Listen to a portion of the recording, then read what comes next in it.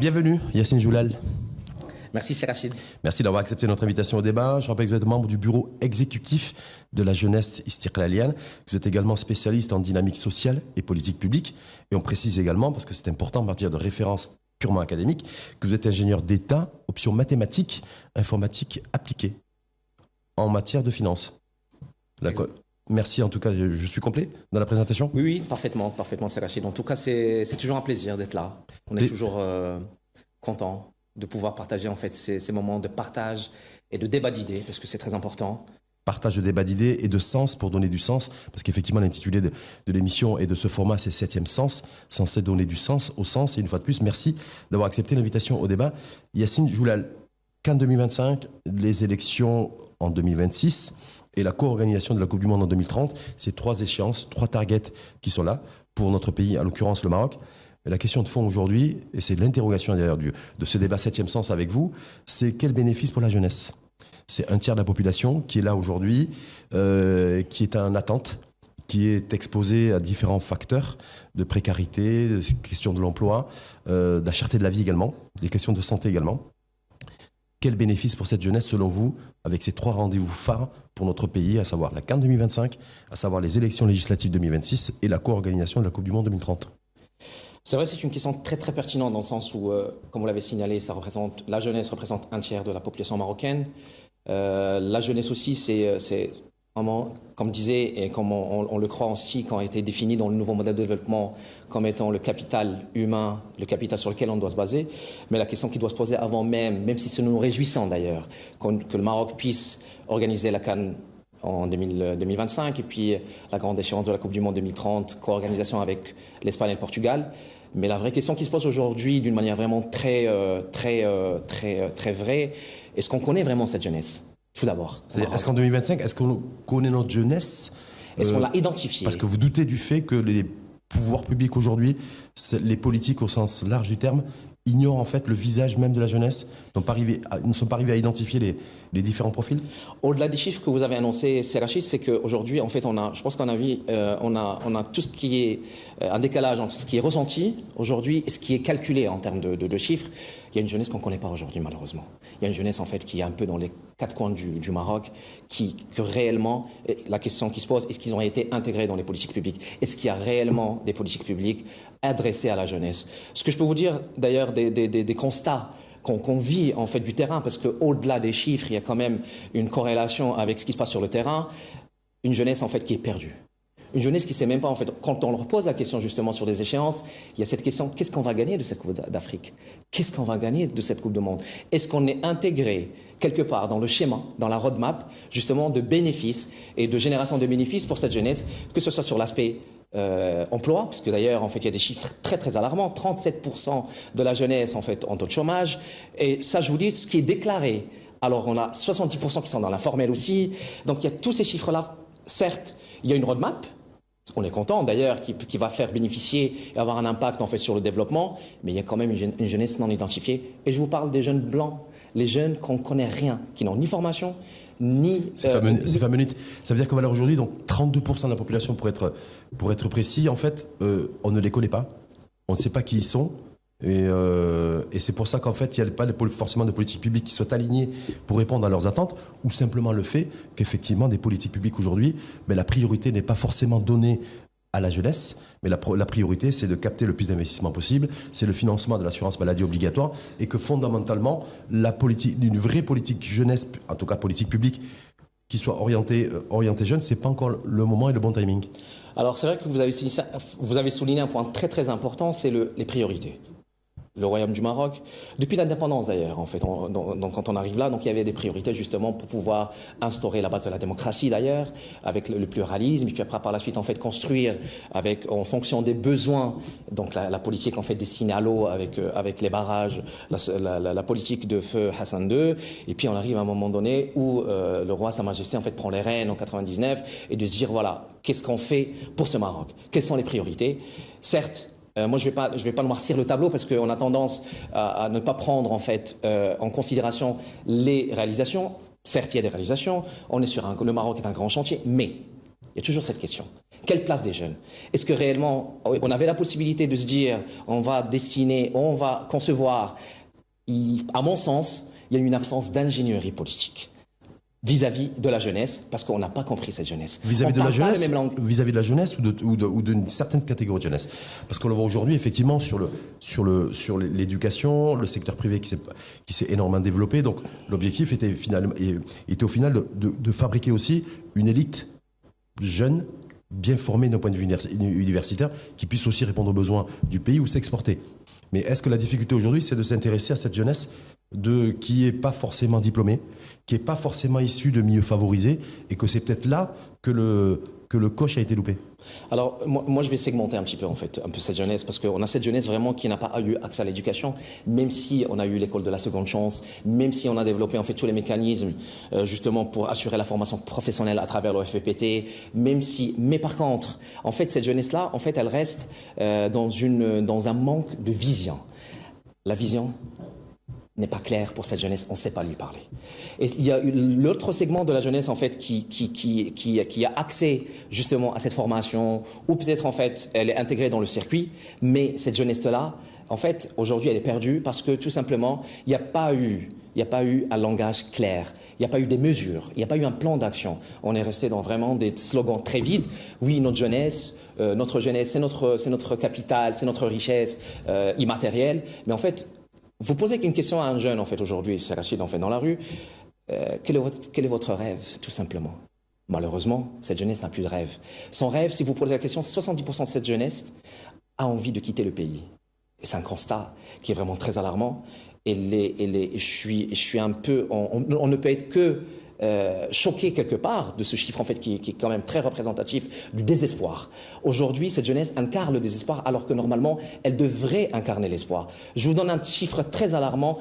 3% de la jeunesse marocaine fait ou participe ou fait partie d'une organisation politique ou justement elle s'intègre ou elle s'intéresse à la politique.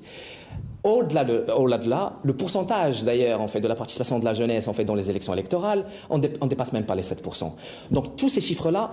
Est-ce que c'est ça qui fait que le politique ne s'intéresse pas à cette jeunesse et à la jeunesse tout court? Parce qu'en fait, de toute façon, quoi qu'il en soit, le jour où il y a les élections, là en l'occurrence ça va être en 2026, elle ne vote pas. Et comme elle n'a pas voté non plus massivement lors des précédents scrutins, ce qui fait qu'à partir du moment où on a une jeunesse, une catégorie de la population qui ne vote pas, elle constitue que très peu d'intérêt pour le politique. Alors, si on revient en fait au cadre en fait qui a régi quelque part cette évolution, cette révolution en fait du Maroc, c'est la Constitution 2011. En fait, un des principes, c'est l'égalité des chances. Aujourd'hui, peu importe, est-ce qu'on est vraiment dans un intérêt purement politique, avoir accès à des sièges, ou on veut vraiment réaliser les objectifs de la Constitution, de nouveaux modèles de développement en 2021 et de la charte d'investissement, ce qui est instaurer une sorte de développement local. Donc, si en fait on part sur ce principe-là, je pense, à mon avis, en fait, le choix des politiques aujourd'hui de ne pas s'intéresser à la jeunesse, c'est une erreur. Pourquoi? Parce qu'à mon sens, un jeune, il sera toujours actif, même si, en fait, il ne participe pas en fait, aux élections, dans le sens où, si on le met de côté, à un moment donné, il va créer, en fait, ça va être un cas social, en fait, qui créera par la suite. Donc, il va vous créer des problèmes, en fait, au niveau de l'emploi. Il va vous créer des problèmes. Vous pensez qu'il y a cette prise de conscience chez un politique aujourd'hui, considérant que cette jeunesse ne vote pas? C'est comme les urbains, en fait. Les populations urbaines, jeunes ou moins jeunes, mais essentiellement jeunes d'ailleurs, ou pas, cette jeunesse ne vote pas. Donc du coup, même si vous dites effectivement il fait une erreur, mais est-ce que lui, l'erreur de calcul, il considère qu'il ne la fait pas, le politique, puisque cette population, de toute façon, ne va pas voter?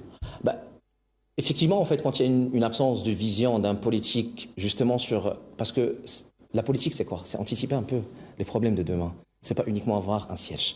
C'est vrai que l'échéance électorale fait qu'on a quelque part des œillères et puis on est juste focus sur le siège, mais le jeune d'aujourd'hui, si on ne l'intègre pas dans l'opération électorale, si on n'adapte pas notre message à cette jeunesse pour qu'elle puisse être une inclusion, parce que tout le monde parle d'inclusion sociale, d'inclusion électorale, d'inclusion économique, d'inclusion financière, mais ces éléments-là, si s'absente en fait au moment où un politicien prend la décision de se présenter en fait je pense qu'il crée il crée lui-même en fait il se tire une balle en fait il y a ces jours-là. Je rappelle que vous êtes membre du bureau exécutif de la jeunesse israélienne, donc vous faites partie vous d'un corpus jeune adossé à un parti politique d'ailleurs qui qui est aux responsabilités.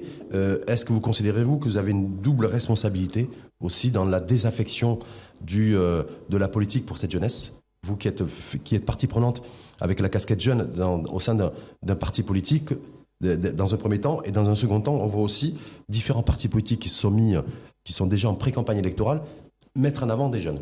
Est-ce que certains craignent que c'est encore une fois de plus une espèce de paravent, de vitrine, pour dire voilà, on met des jeunes parce que c'est important de le faire ou parce que tel parti l'a déjà fait, et que tout le monde se met à convoquer des jeunes, à mettre en avant en tout cas des jeunes lorsqu'il y a des meetings partisans qui sont organisés? Alors, en tant qu'organisation de la jeunesse israélienne, une des organisations les plus anciennes d'ailleurs, en fait, que dans le champ politique, bien sûr qu'on a notre responsabilité.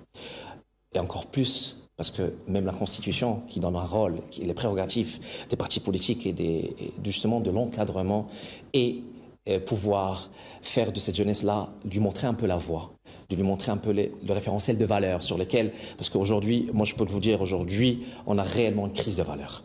Le vrai débat aujourd'hui, et qui, je pense, un peu tabou pour beaucoup, c'est vraiment ce référentiel de valeurs, parce que il y a une forme de désengagement, une forme de fuite, et justement pour chercher que des intérêts personnels.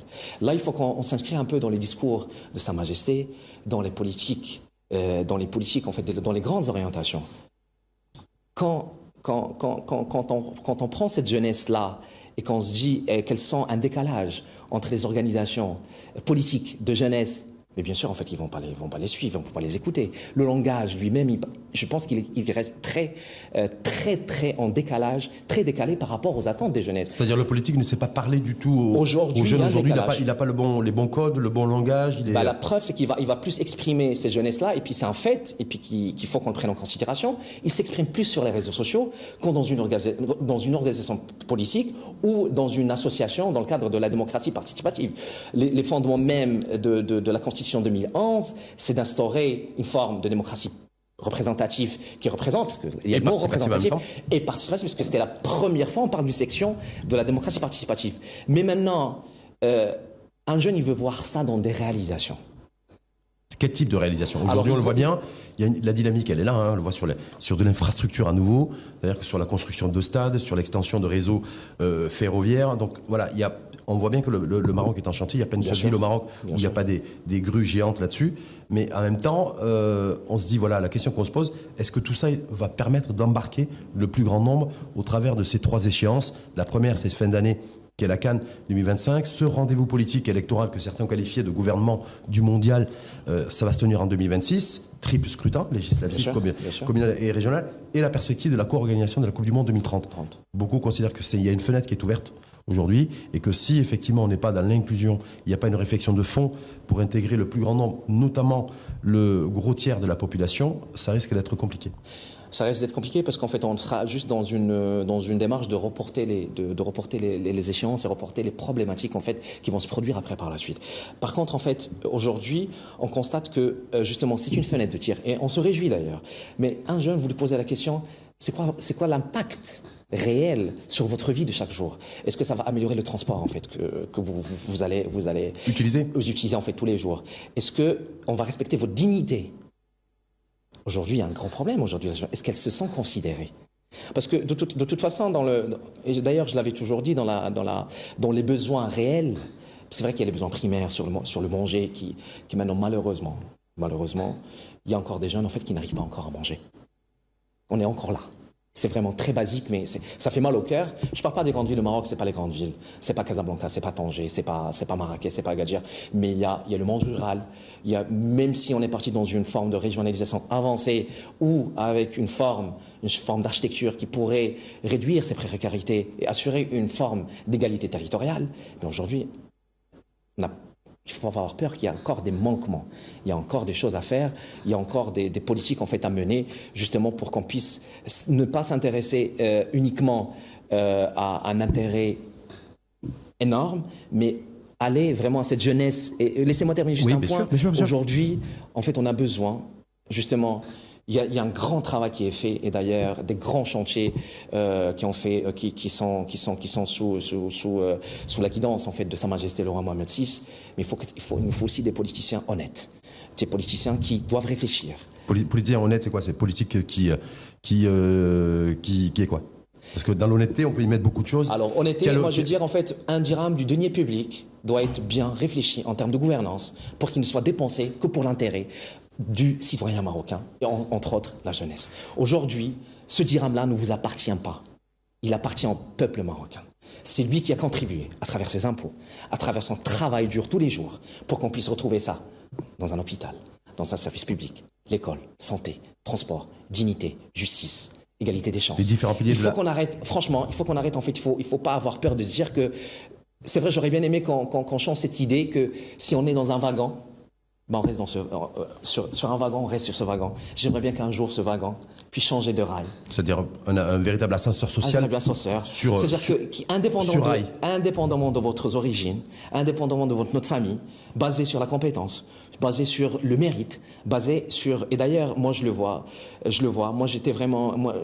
je vais vous raconter une anecdote, je pense à mon avis. Il y a un jeune vraiment dans un milieu vraiment défavorisé. Ses parents vraiment...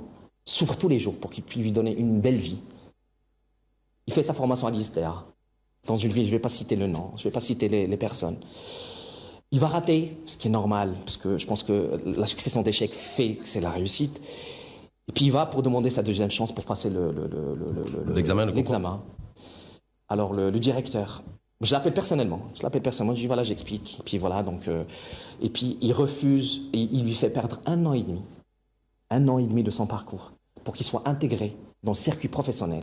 Et il vient me voir et me dit, ça c'est votre Maroc. Il me dit même pas c'est notre Maroc, c'est votre Maroc. C'est comme ça que vous voulez que les Marocains puissent rester au Maroc? Moi j'ai envie d'aller de l'autre côté, quitte à prendre une barque, quitte à aller risquer ma vie. Donc sentiment d'injustice? Sentiment de... Il n'y a même pas de sentiment. Parce que quand on a un sentiment d'injustice, parce que c'est vrai que le sentiment d'injustice c'est une étape. Mais là c'est bizarrement... Il n'y a pas de sentiment. Certains vous diraient que est-ce que ça n'existe pas partout dans le monde, ça? Bien sûr, ça existe. C'est ça. Voilà. Est-ce que c'est pas une spécificité de notre pays? Non, je pose là, c'est une question. C'est pas une spécificité de notre pays, mais je pense, à mon avis, en fait, il faut qu'on... ce qui est un peu frustrant quelque part, c'est qu'il y a vraiment des orientations très belles, très prometteuses, justement sur l'avenir du Maroc et même le présent du Maroc. Parce que quand on ramène une Coupe d'Afrique, c'est un travail énorme. Quand on ramène la co-organisation de la Coupe du Monde, quand même, une compétition justement qui peut être un accélérateur et non pas une base sur laquelle on peut construire. Les Coupes du Monde, il n'y a qu'un seul pays par le passé qui a réussi à le faire, c'est l'Espagne, en 82. Mais pratiquement, on a donné toujours l'organisation à des pays qui étaient développés. Il y a eu le cas de l'Afrique du Sud. On voit 2010. Bien sûr. Le cas du Brésil. 2014. OK. En 2018, c'était la Russie, mais bon, qu'on est la Russie. Il y a le Qatar en 2022. Bon, voilà, donc ce sont des exemples de réussite. Mais il ne faut pas qu'on tombe en fait vraiment dans la facilité, la simplicité, être vraiment naïf, candide, en se disant que ça va changer beaucoup de choses pour les Marocains. Aujourd'hui, on peut, bien sûr, pas se baser, mais faire de cette compétition un accélérateur, mais pas que.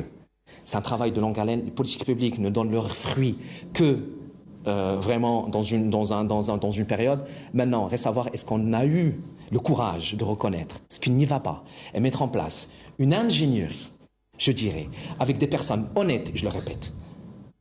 On a un problème d'exécution aujourd'hui. Est-ce que Yacine Jouellet, vous êtes en train de dire indirectement ou pas, et je vous laisserai bien sûr réajuster ou corriger, le tir que la CAN 2025 qui va démarrer mi-décembre, les élections législatives que certains considèrent comme un vrai rendez-vous politique capital en 2026 et la co-organisation de la Coupe du Monde 2030 pourrait malheureusement que peu irriguer et faire ruisseler les richesses qui pourraient être créées durant ces séquences-là. Est-ce que c'est ça que vous êtes en train de dire à l'instant T aujourd'hui? À l'instant T, je suis en train de... Je tire juste une sonnette d'alarme parce qu'on va me dire que je suis un pessimiste ou peut-être mais je suis plutôt réaliste. Parce que moi, j'y crois pas en fait qu'on pourrait changer ou faire ruisseler en fait une richesse, parce que la richesse ne se crée pas en une année, en 2 ou en 3. C'est un travail de longue haleine. On annonce déjà le chiffre de 500 milliards de dirhams en termes d'investissement. Par rapport à ce target 2030, de 50 milliards de dollars. Ouais, 50 milliards donc, de dollars. Quand on a cette manne financière-là qui est annoncée, on a du mal à imaginer qu'il n'y ait pas de ruissellement, même si c'est que du goutte à goutte. On dit que ça doit ruisseler. Vous, votre position aujourd'hui, vous dites, oui, 50 milliards de dollars, ok, 500 milliards de dirhams, d'accord, mais le ruissellement, j'y crois pas trop. Je vous donne un simple exemple. En fait, dans les indices doing business, en fait, on est vraiment dans les indices macro, on est très bon de Maroc aujourd'hui. Mais quand on mesure cet impact au niveau local, bien sûr, on se rend compte vraiment qu'il y a encore un décalage entre ces indices macro et vraiment l'impact réel, et parce qu'on parle maintenant du développement territorial et développement local. C'est pour ça que je reviens que, justement, dans l'absence d'une gouvernance, dans l'absence de vision, parce que l'équation, elle est très compliquée, on n'a pas beaucoup de ressources. C'est-à-dire, même avec ces investissements, même avec tout ce qu'on crée, en fait, on crée en termes de valeur, bon, on a une dette publique, on a une balance commerciale voilà, très déficitaire. Très déficitaire. Qu'il est de plus en plus d'ailleurs. On a une forme, dans le cadre d'interdépendance, vous allez me dire c'est un peu normal, parce que dans le cadre des interdépendances des États, on a quand même une forte dépendance, et ça remet en question les questions de souveraineté énergétique, souveraineté alimentaire, souveraineté en termes, voilà. Donc, industrielle, souveraineté, on peut aller, souveraineté numérique sûr. Aussi, parce que voilà, les différents enjeux de souveraineté sont compliqués. Et donc, je crois que il faut qu'une, vous savez en fait, quand vous construisez une machine, vous traitez le processus de bout en bout. On ne peut pas le traiter juste en fait une partie et de se dire en fait que ça a un impact en fait sur tout. Non, il faut traiter toute la chaîne de valeur avec ses problématiques et avec ses solutions, et pas en mode pompier. C'est vrai. Il y a des priorités, bien sûr. Il y a quand même une forte volonté justement de vouloir faire profiter servicilement en fait sur la population. Mais Sa Majesté, il avait posé la question, elle est où la richesse? Elle est où la richesse réellement? C'est une question primordiale. Et puis si un responsable, un politicien ne se pose pas cette question chaque matin quand il se réveille, comment cette valeur ajoutée, comment cette richesse puisse impacter justement le citoyen du monde rural, du monde urbain aussi, parce qu'il ne faut pas qu'on l'oublie, du jeune qui est dans le fin fond de Missour, et puis l'autre qui est dans le fin fond de la Gaube, et toute cette jeunesse-là, et puis il faut qu'on ait quand même cette question qu'on se pose. Au-delà de la question, quelles sont les mesures, le plan d'action?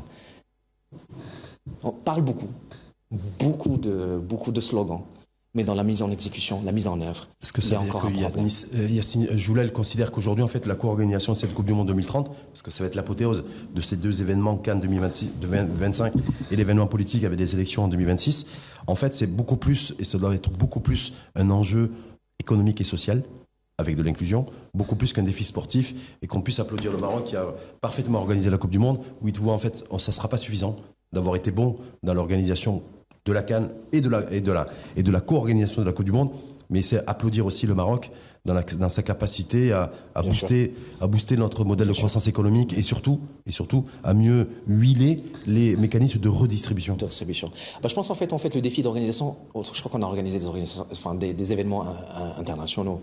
Je pense que la Coupe du Monde, mais bon, on n'est pas encore arrivé au niveau on n'est pas encore sur le test justement de la Coupe du Monde, qui est quand même une compétition très très particulière.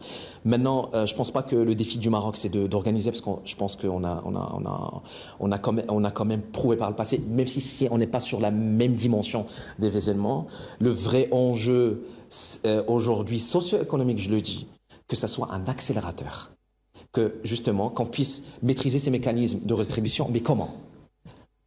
Si aujourd'hui on n'est pas dans une considération, par exemple, vous avez parlé de la jeunesse, qu'est-ce qu'on va proposer cette jeunesse? Est-ce que cette jeunesse elle est formée pour les métiers dont on aura besoin demain pour la Coupe d'Afrique et pour la Coupe du Monde? Est-ce qu'on a prévu un plan? Il y a un dispositif qui est prévu, qui a été annoncé d'ailleurs début janvier, si ma mémoire est bonne, au siège de la CGM, la Confédération Générale des Entreprises du Maroc, par Fawzi Larja, président de la Fédération Royale de Football, de mobiliser 40 000 bénévoles qui seront formés, qui bénéficieront d'une formation professionnelle sur différents métiers et qui seront mobilisés pour la co-organisation de la Coupe du Monde 2030. Oui. Oui, je pense que c'est une... Ça va se faire d'ailleurs aux États-Unis pour la Coupe du Monde 2026. Comme pour toutes les... Voilà. Comme les Jeux et là, ça serait 40 000 bénévoles et 40 000 jeunes. Oui. 40 000 jeunes, c'est vrai. Je pense, à mon avis, maintenant, il faut rester voir est-ce que les critères, en fait, on va avoir des critères d'égalité de chance, justement, de choix de ces 40 000. Il faut avoir 18 ans, si je m'appuie sur les critères qui sont en vigueur pour la Coupe du Monde 2026. C'est avoir 18 ans, c'est maîtriser au moins une langue étrangère, le français ou l'anglais, parce qu'on reçoit des touristes donc qui parlent de différentes langues. Justement, en fait, on va être juste sur les conséquences d'une politique auparavant qui a, pour moi, manqué de donner l'égalité de chance à tout le monde, d'un milieu défavorisé qui puisse parler toutes les langues. Je ne pense pas qu'on dans un quartier de Dar es Salaam, même si il y a que des. En fait, ce qui est un peu frustrant, c'est que c'est toujours des initiatives individuelles. Et aujourd'hui, ça ne s'inscrit pas dans des programmes bien définis où on se dit, bah voilà, on sait très bien qu'on, justement, on a besoin de langues pour développer, on a besoin. Finalement, vous vous mettez le critère langue, on sait très bien qui c'est qui va être là. Malheureusement. Vous n'êtes pas un peu pessimiste, Yacine Joulel? Je ne suis pas pessimiste, je suis réaliste. Je suis réaliste parce qu'en fait, il faut qu'on puisse être sûr. Justement, parce que si on ne reconnaît pas un peu nos défaillances, comment on peut en fait régler le problème? Aujourd'hui, c'est un constat. Parce que si on n'écoute pas, en fait, aujourd'hui, demain, en fait, on aura une sorte, en fait, ça peut même mettre on va dire, en jeu la paix sociale. Et vous savez très bien que la paix sociale, c'est l'input pour justement tout développer. On ne peut pas développer sans paix sociale. On ne peut pas construire un citoyen qui pourrait être proactif, actif, utile, justement, qui va pouvoir contribuer à faire. Parce que le Maroc, c'est une des plus vieilles monarchies, plus que 12 siècles. L'histoire du Maroc est pleine et on doit être fiers. C'est notre fierté qui nous permet de parler aujourd'hui et on ne peut pas accepter qu'on arrive en fait à une ère de médiocratie, de médiocrité.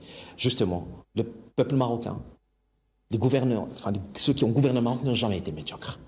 On ne peut pas accepter aujourd'hui en fait cette médiocratie, cette médiocrité et puis cette non prise en compte des réelles problématiques en disant tout va bien. Non. Il y a certes, comme je l'ai dit, une roadmap. Il y a certes des grands chantiers, le Maroc c'était des grands chantiers. Maintenant, puisqu'on a en 2021, on a mis en place, justement, a été mis en place en fait un nouveau modèle de développement. Justement, on a mis le capital humain au centre. On l'a mis sur papier. Pour l'instant, il n'a pas été déroulé ce nouveau modèle de développement. En tout cas, les 2021, recommandations. Je pense 4 ans, c'est beaucoup, énormément. Tout le monde est responsable. Parti politique. Citoyens aussi, d'ailleurs. Et les corps intermédiaires? Oui. Donc, c'est pas une vision pessimiste, honnêtement, Sarachid. C'est pas une vision pessimiste. C'est une vision plutôt de se dire que le Maroc, il est dans un tournant, dans un virage. Le Maroc a besoin de sa jeunesse a besoin de son Maroc. Le Maroc a besoin qu'on puisse garder, justement, ces cerveaux-là, aujourd'hui.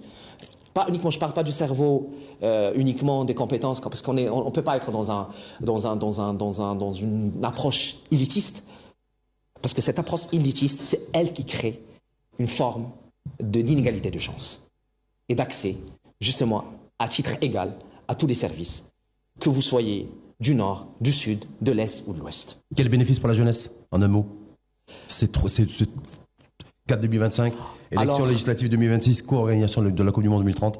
Qu'est-ce qu'il pourrait y avoir selon vous comme bénéfice? Alors, je pense le premier bénéfice, je pense que déjà en fait on sera dans une. Déjà, je vais parler quand même de la CAN 2025. Je pense à mon avis, c'est un bon exercice pour le Maroc.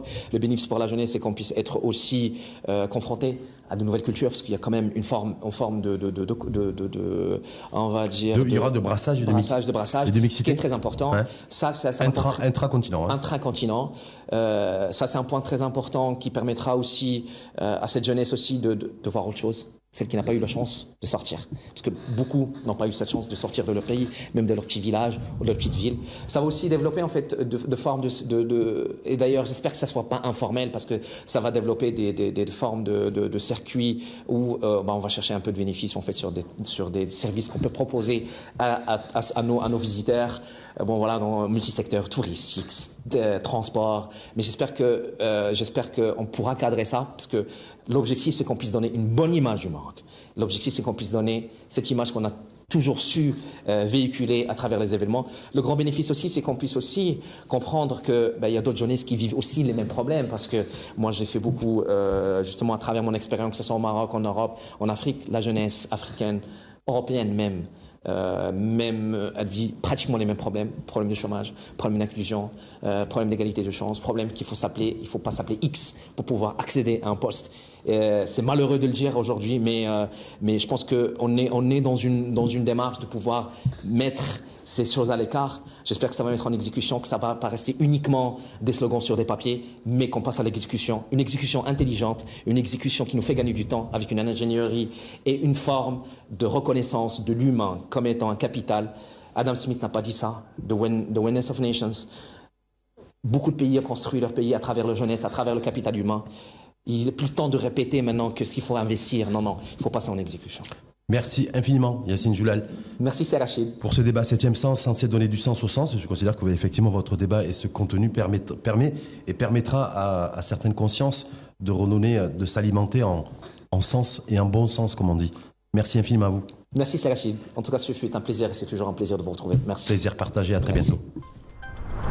7e sens, à suivre sur la chaîne l'ODJ TV et à réécouter sur R212, la web radio des Marocains du monde.